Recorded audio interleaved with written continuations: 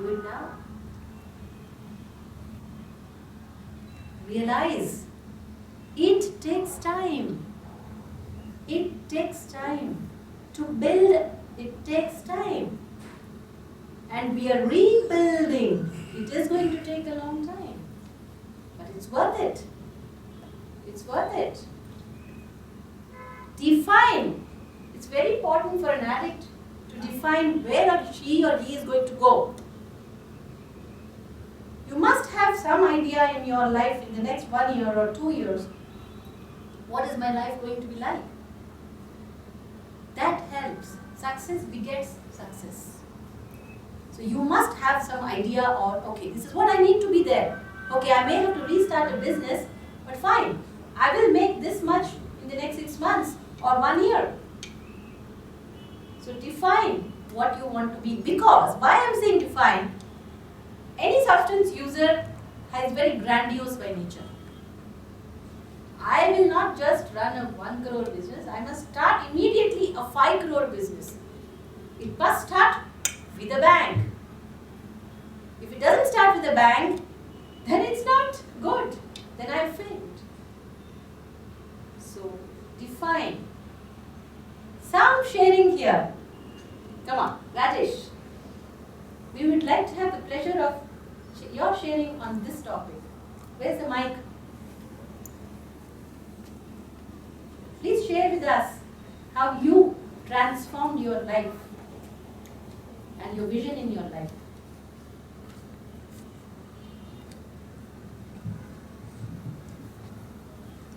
I am Rajesh, an alcoholic.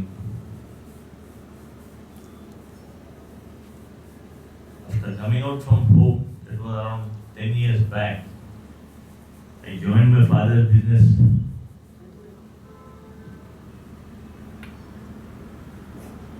It was very challenging for me.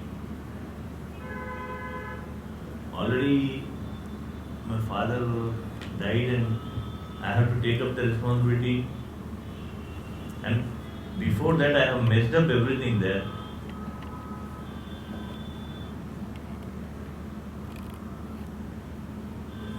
So after doing my program, I joined and slowly started doing with some few small customers, government customers. I didn't मैं ऐसा सोचा भी नहीं था कि मैं एकदम bank के साथ में बिजनेस स्टार्ट करूंगा और बहुत बड़ा बनना है. आई हैड दैट अंदर थी मेरे को कि मैं भी कुछ बड़ा बन के दिखाऊं, लेकिन प्रोग्राम के हिसाब से मैं जब सोचता था कि नहीं, स्लोली करेंगे. Gradually I started business with 16 lakhs turnover and today I'm doing 5 crores turnover.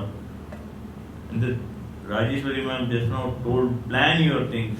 The same thing I am planning for next 2-3 years, that I too want to cross 10 crores business.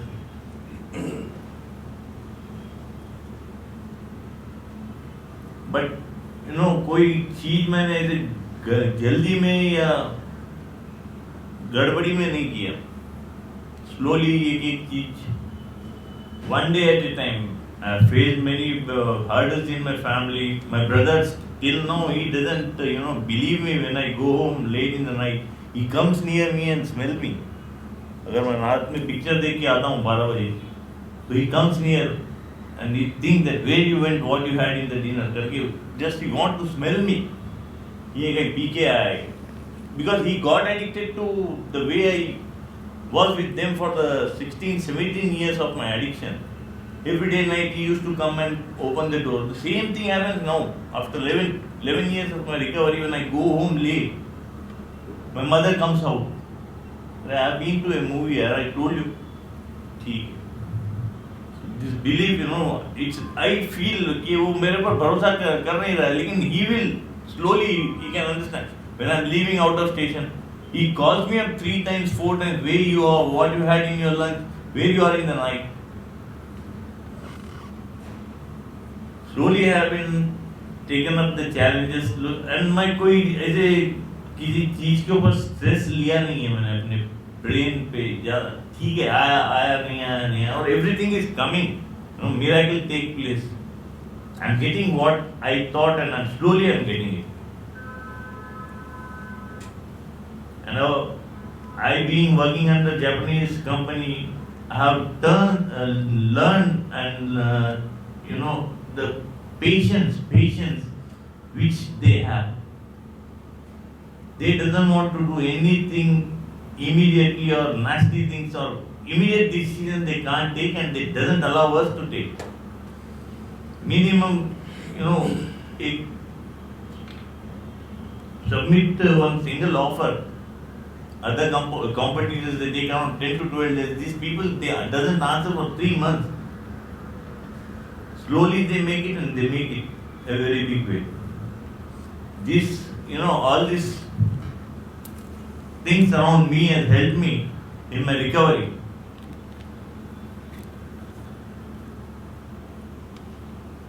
And slowly, you know, I say one day at a time, सीखते हुए चल रहा हूँ मैं. I have been in touch with the program. Whenever I get time, I read about the Alcoholics Anonymous books. I talk to somebody who is in the program. And I read about the program on the Facebook whenever I get time. And I'm in touch with all the AA members here in Hyderabad. They are supporting me. Thank you, Rajesh. Thank you very much. You want to say something? Okay. Dimple?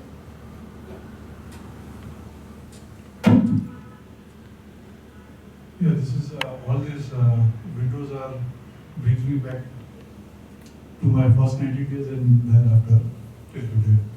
First of all, the seeker help and counseling. I mean, on the 13th of July, I had to ask for help, and I asked. It was a pleasure, and I got the help from a power outside than me. Based on that, I was in a position to ask my own self, which is the second thing. Acknowledge you have hurt others. So there are a list of 18 good missions which came to me, and I understood I have hurt lot many in the process. Learning new communications on skills. I'm just my journey has just begun. So yes, becoming a more active parent. This is a very good thing. I mean, in fact, not only a parent but a husband also. That is also part of it, because I didn't have the housekeeper at my place. I could take this good opportunity to help my wife to clean my house, furniture, and do ironing of the clothes also, as well as pick up children from work and picking up and dropping at the tuition classes and all that. So, and with regards to defining the vision of your life, in fact, in the first 90 days, just as you very rightly mentioned, I was hell-bent on getting back into my business and recover on my lost time, and because of my addiction. So I did that opposite, absolutely. Now today in recovery, following the program, working out the steps, attending meetings regularly, staying in touch with the old timers, as I was told here, that stick to the winners. So that is my absolute of utmost importance. And yes, the rest will follow. Thank you. Thank you, Dimple. And a lot of times I give a very practical way to handle better communication. Send an email. Tell somebody you're angry through an email. It takes the sting out of the message. You don't have to, when you have to tell somebody you're angry, there are so many acceptable ways of telling them. Instead of being aggressive, you can be assertive way of explaining. So if you don't like what your wife is doing, or your wife doesn't like, she can use those tools told you in the first session. Send an email.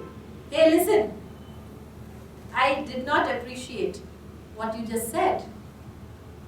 Instead of screaming, because when you scream, you're bringing your emotions, and that can come across as a block. In recovery, thanks to the technology, our recovery becomes little easy. Alright.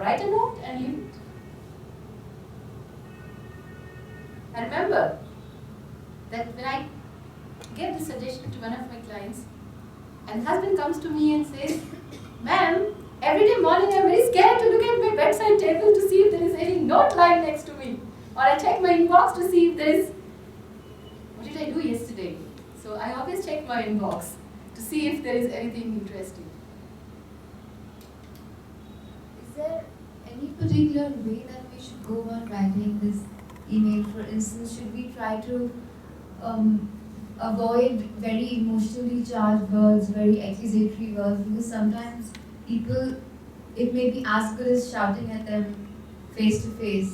So do you think there's any particular way that we should go about this email? Yes, definitely. Which has been covered, but again, it should be, you stick to the facts. You stick to how you felt. Instead of being, again, use I statement rather than you statement. Say, "I felt bad when you said that to me. I wish you had said this in a different way."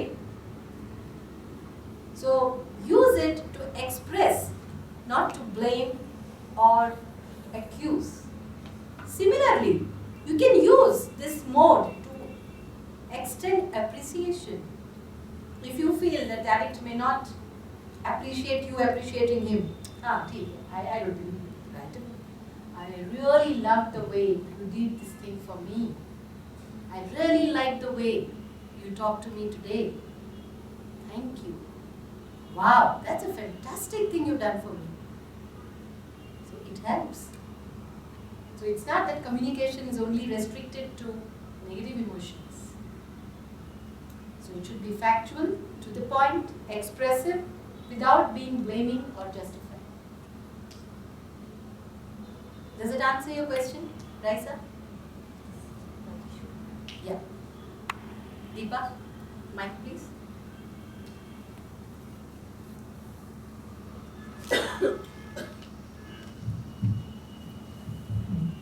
A very specific problem. You just mentioned about the email. Yes. So my husband sends me emails all the time, and I say, "You come and talk to me." I do not want messages or emails. Okay. Okay. So, but he continues to send it. Okay. I said, "It has no impact on me. I want you to come and talk to me." Yes. Even if we have, Yes. we lose our cool little bit, we'll come back. We'll calm down. But Yes. let's face our emotions and, Yes. look at each other in the eyes and talk. Yes. Yes. So, but for me, I think he's hiding behind screens and his Yes. phone. I said, "You talk to me." So, All right. Yes. is that okay? I mean, I tell him clearly, that's what I think. That's a very good situation she's just described, where if the person concerned lacks the confidence to even put, when I use the word email, it doesn't mean you only talk through email. There's hardly any relationship left if you're only going to be emailing each other. Email goes, "Please come for dinner." Email goes, "I'm going out for shopping." Email goes, "You look rotten." Email goes, "Leave some money on the side table." Oh my God, I didn't mean that. Communication, this is a tool to improve communication. But this is not the end of all. After all, relationship requires acknowledgement. I want to see in your eyes. I want to see in her eyes what she thinks about me. I can't read her through email all the time. So, what Sumit would like to answer, why don't you talk to her? I don't do it all the time. Once in a while. Would you like to tell us what stops you Not from? most of the time. It's only once in a while. Okay. I Does might it send bother an you? SMS or something like that. Okay. After she's fired me. Do you feel there are any blocks in communicating to her in a No, direct no. way? avoid the eyes, Oh. Sumit wants to avoid She the gets eyes. really angry, Okay. But she has beautiful eyes. We never I thought know. about that. So, So it's just, I just sometimes, when sitting in the other room or something, I might just send a mail, quick SMS across, "I'm sorry," or something like that. But it's not all the time, maybe. so now she doesn't appreciate your SMS apology. No. She doesn't. Sometimes she does. Sometimes she does. But it would help if you make it a real thing. Sometimes. Yes? Yes? Wow, a lot of people here want to share. Okay? Hi Sunil. What I do is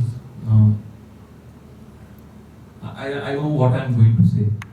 Practice what I am going to say.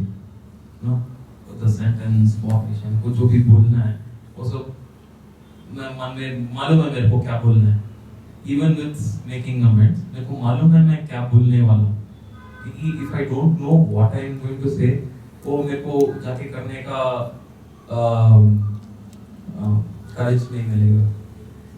So I plan out what I'm going to say, and I know what I'm going to do, and go and say.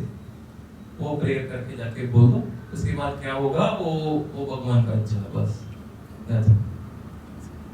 So the confidence. So now I am telling you, don't be scared. So these are your blocks which are stopping you. There is something called a fear of rejection. You feel if I go and tell somebody I don't agree with you, that person might reject. So this is coming from a lot of fear of rejection, which you need to handle. Yeah, one of the things of this in communication skills, I frequently encounter this question that do you love me? So my way of answering is living usefully. Okay. Yeah. But maybe, I'm a very expressive person, so I would always want somebody to express and say.